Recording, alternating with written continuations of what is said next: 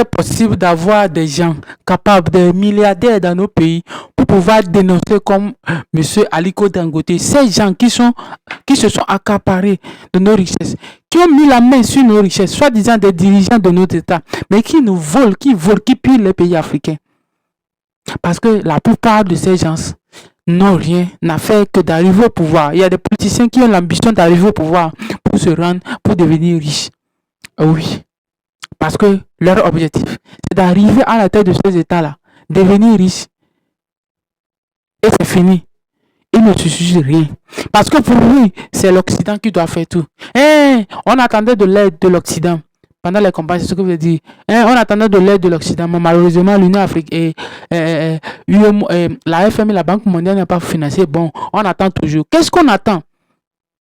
Qu'est-ce qu'on attend? Si un dirigeant est capable, comme Ibrahim Traoré, de mettre son peuple au travail, de leur dire, c'est vous qui allez développer le pays, c'est dit. Alors, il faut savoir que ces paysans, ces populations sont prêts à cotiser pour financer l'économie de ce pays.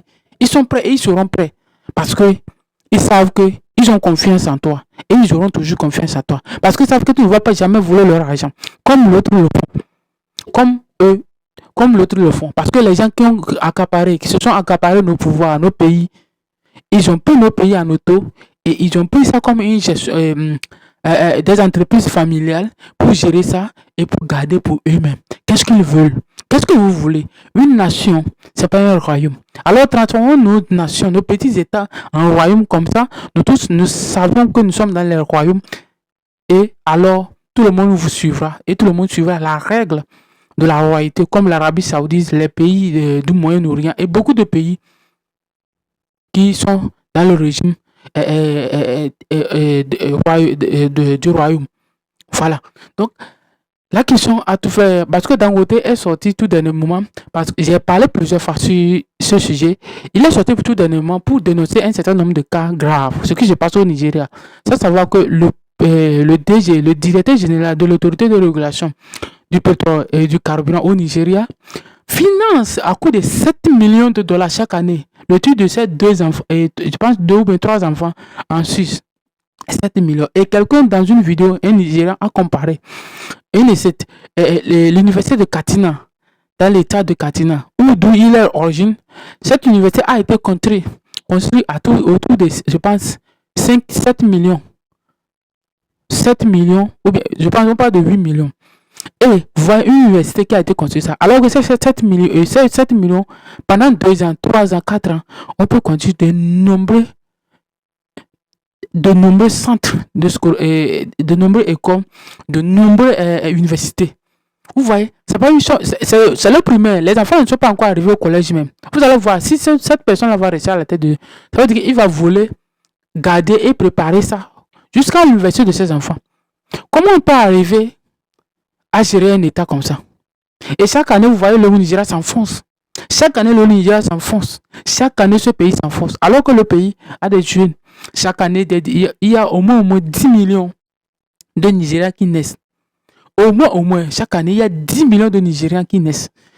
Encore que ce soit la population du Togo, chaque année qui naissent au Nigeria. Alors, à quoi sert?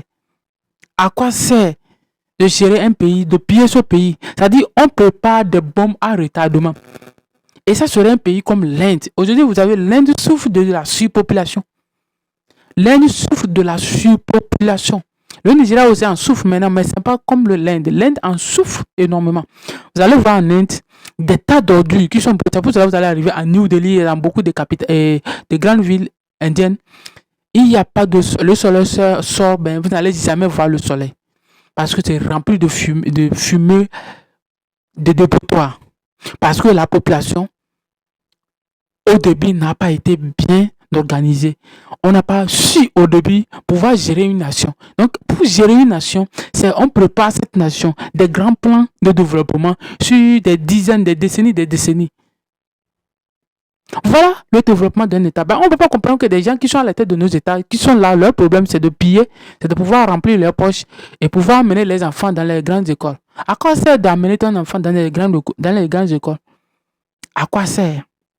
À quoi sert? Et on a des présidents qui ne réagissent pas.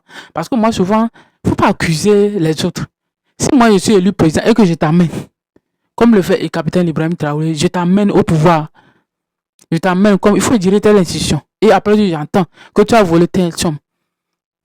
Tous ces gens que je les ai amenés, directement, c'est la prison qui vous attend. Ça, c'est clair. Il n'y a pas à réagir. Mais c'est le contraire que nous voyons. Donc, en Afrique, c'est le contraire. Lorsqu'on dénonce quelqu'un de corruption ou de vol, le dirigeant, même le gouvernement ne réagit pas. Et c'est vous allez voir que le Nigeria va rester dans cet état-là, dans cet état de corruption pendant des années. Et vous allez voir que le pays va chuter. C'est de boum à retardement que le pays est en train de préparer. Et c'est très grave. C'est très, très, très grave. Très grave parce que si on arrive à une surpopulation et il y a de la pauvreté qui croît chaque année, vous allez arriver qu'à un moment donné, ce pays-là, vous allez voir qu'à un moment donné, ce pays-là va préparer un certain nombre. C'est pour ça qu'il y a le terrorisme ne finit pas au Nigeria. Ce pays-là va préparer une population qui va à chaque temps revendiquer. Et ça va entraîner quoi? Des conflits de gauche à droite. C'est pour ça que ça va arriver à un moment donné que on va arriver à une partition de ce pays, de cette nation fédérale du Nigeria. Si tu es nouveau sur ma chaîne, abonne-toi, partage la vidéo, like, commenter. Waouh!